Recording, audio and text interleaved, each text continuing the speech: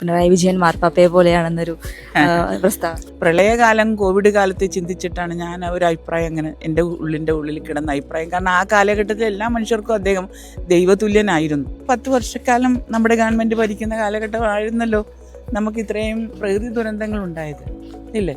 അപ്പം അതിൽ നിന്നുകൊണ്ടാണ് ഈ വികസന പ്രവർത്തനങ്ങളെല്ലാം നമ്മുടെ ഗവൺമെൻറ് കൃത്യമായിട്ട് ചെയ്തുകൊണ്ടിരിക്കുന്നത്.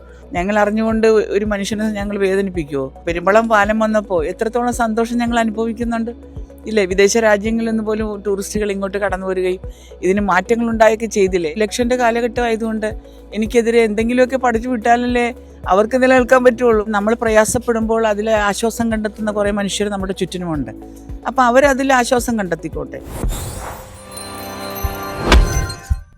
തിരഞ്ഞെടുപ്പ് അടുത്തുകൊണ്ടിരിക്കുന്നു. എല്ലാ സ്ഥാനാർത്ഥികളും പ്രചാരണവുമായി തിരക്കിലാണ്.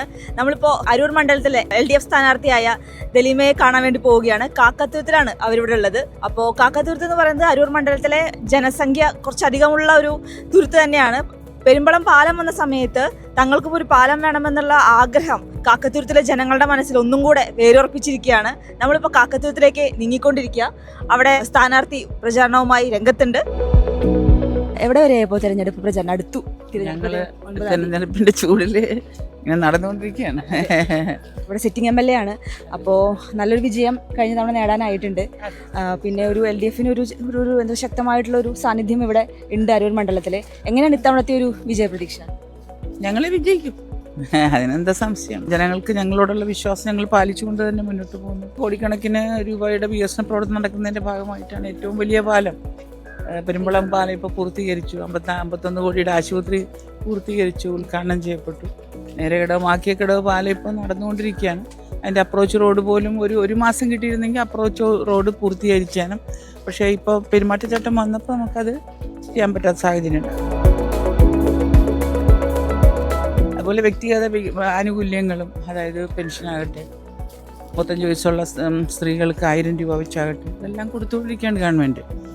അപ്പോൾ പിന്നെ നമുക്ക് എന്ത് പേടിക്കാനാണ്? 10 വർഷക്കാലം നമ്മുടെ ഗവൺമെൻറ് ഭരിക്കുന്ന കാലഘട്ടമായിരുന്നല്ലോ നമുക്ക് ഇത്രയും പ്രകൃതി ദുരന്തങ്ങൾ ഉണ്ടായത് ഇല്ലേ. അപ്പം അതിൽ നിന്നുകൊണ്ടാണ് ഈ വികസന പ്രവർത്തനങ്ങളെല്ലാം നമ്മുടെ ഗവൺമെൻറ് കൃത്യമായിട്ട് ചെയ്തുകൊണ്ടിരിക്കുന്നത്. കാക്കത്തുരുത്ത് പാലം തന്നെ നമുക്ക് സ്ഥലമെടുപ്പൊക്കെ കഴിഞ്ഞു. ടെൻഡർ നടപടികൾ നടന്നുകൊണ്ടിരിക്കുന്ന സമയത്താണ് ഇപ്പോൾ ഈ പെരുമാറ്റച്ചട്ടം വന്നത്. അപ്പോൾ അത് കഴിഞ്ഞ് കഴിഞ്ഞാൽ നമ്മുടെ ഗവൺമെൻറ് ഉണ്ടെങ്കിൽ അത് നടപ്പിലാവും. നമ്മളിപ്പോൾ ഇവിടെ വരുന്ന വഴിക്ക് ഒരുപാട് പേരോട് സംസാരിച്ചിരുന്നു. അവരും ഈ ഒരു പാലത്തിന്റെ ആവശ്യം തന്നെയാണ് ഏറ്റവും പ്രധാനമായിട്ട് പറഞ്ഞത്. കാരണം അത്രയധികം ബുദ്ധിമുട്ടിലാണ്. അല്ല, അവർ ബുദ്ധിമുട്ടുകയാണ്. കാരണം വർഷങ്ങളായിട്ട് അവർ ബുദ്ധിമുട്ടുകയാണല്ലോ. കാരണം പലരും പ്രതീക്ഷിച്ചിരുന്നു കടന്നുപോയി പലരും. അപ്പോൾ ഇതൊരു ദ്വീപിൻ്റെ സ്വപ്നമാണ് കാക്കത്തുരുത്ത് പാലം. ദ്വീപിൻ്റെ തന്നെയല്ല, ഞങ്ങൾ ജനപ്രതിനിധികളുടെ സ്വപ്നമാണ്. ഞങ്ങൾ അറിഞ്ഞുകൊണ്ട് ഒരു മനുഷ്യനെ ഞങ്ങൾ വേദനിപ്പിക്കുമോ? ഒരു വലിയ പാലം വന്നപ്പോൾ, പെരുമ്പളം പാലം വന്നപ്പോൾ എത്രത്തോളം സന്തോഷം ഞങ്ങൾ അനുഭവിക്കുന്നുണ്ട് ഇല്ലേ. വിദേശ രാജ്യങ്ങളിൽ നിന്ന് പോലും ടൂറിസ്റ്റുകൾ ഇങ്ങോട്ട് കടന്നു വരികയും ഇതിന് മാറ്റങ്ങൾ ഉണ്ടായൊക്കെ ചെയ്തില്ലേ ഏത് പെരുമ്പളം പാലം. അപ്പോൾ ഇത് ഞങ്ങളുടെ സ്വപ്നമല്ലേ. ഈ പാലം വന്നാൽ ഞങ്ങൾക്ക് തന്നെയല്ലേ നേട്ടം.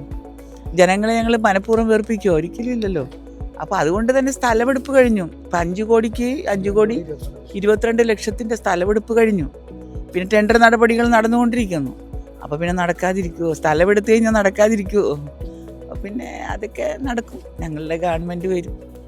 മാഡത്തിൻ്റെ ഈ അടുത്ത് വന്നൊരു പ്രസ്താവന കുറച്ചധികം ചർച്ചയായിട്ടുണ്ടായിരുന്നു. പിണറായി വിജയൻ മാർപ്പാപ്പയെ പോലെയാണെന്നൊരു പ്രസ്താവന. അതിപ്പോൾ പിന്നെ എനിക്ക് ആ ചർച്ചയിലേക്ക് പോകാൻ താല്പര്യമില്ല. കാരണം പ്രത്യേകിച്ച് നമ്മളെ വേദനിപ്പിക്കാൻ ശ്രമിക്കുന്നവൻ, നമ്മളെ വേദനിച്ച് നമ്മൾ പ്രയാസപ്പെടുമ്പോൾ അതിൽ ആശ്വാസം കണ്ടെത്തുന്ന കുറേ മനുഷ്യർ നമ്മുടെ ചുറ്റിനുമുണ്ട്.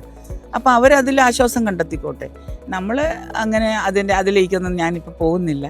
കുറേ മനുഷ്യരിങ്ങനെ എന്തെങ്കിലുമൊക്കെ പറഞ്ഞ് നമ്മളെ പ്രളയകാലത്തെ ചിന്തിച്ചിട്ടാണ് ഞാനത് പറഞ്ഞത്.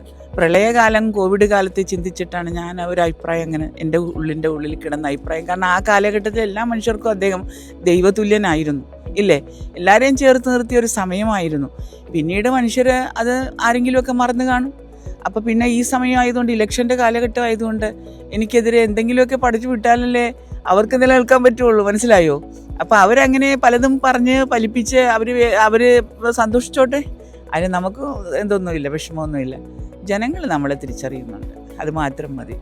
സിറ്റിംഗ് MLA ആണ്. അപ്പോൾ അതിൻ്റെ ഒരു കോൺഫിഡൻസ് എത്രമാത്രം ഉണ്ട് ഇപ്പം ഈ ഒരു പ്രചാരണത്തിന്? എനിക്ക് വളരെ സന്തോഷമുണ്ട്. കാരണം വെച്ചാൽ ഞാനുള്ള കാലഘട്ടത്തിലാണല്ലോ ഇത്രയും വലിയ പ്രോജക്റ്റുകൾ നടന്നത്. അപ്പോൾ അതെ 895 കോടിയുടെ പ്രോജക്റ്റുകളാണ് ഇപ്പോൾ ചുറ്റിനും നടന്നുകൊണ്ടിരിക്കുന്നത്, ഇനി നടക്കാനുള്ളത്, ഇതെല്ലാം അങ്ങനെയാണ്. അപ്പോൾ ഇത്രയും പ്രോജക്റ്റുകൾ നമ്മൾ ചെയ്യുമ്പോൾ ഏറ്റെടുത്ത് ചെയ്യുമ്പോൾ നമുക്ക് സന്തോഷമല്ലേ ഉള്ളൂ. നമ്മൾ ഈ 5 വർഷക്കാലം വന്നിട്ട് ഒരു മനുഷ്യരെയും പറ്റിക്കുകയും ചതിക്കുകയോ ഒന്നും ചെയ്തിട്ടില്ലെന്നുള്ള ഒരു തൃപ്തി നമുക്കുണ്ടാവത്തില്ലേ, ഇല്ലേ? അപ്പോൾ ആ തൃപ്തി എനിക്കുണ്ട്.